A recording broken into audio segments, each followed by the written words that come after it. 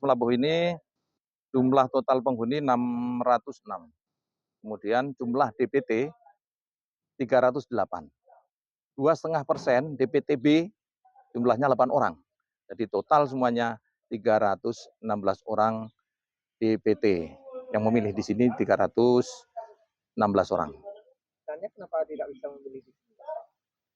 Kami berkoordinasi terus dengan KIP. Jadi ditetapkan sejak bulan Juni, ditetapkan sekian orang. Kemudian dari bulan Juni sampai sekarang ini kan ada yang bebas, ada yang datang baru lagi. Nah, semua itu yang datang baru masuk dalam mungkin ada yang belum sinkron punya NIK, karena kita upaya terus sama Disduk Capil.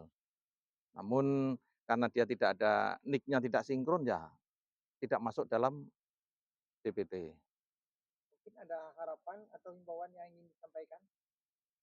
Saya berharap semua warga binaan ini hak demokrasinya terpenuhi semua.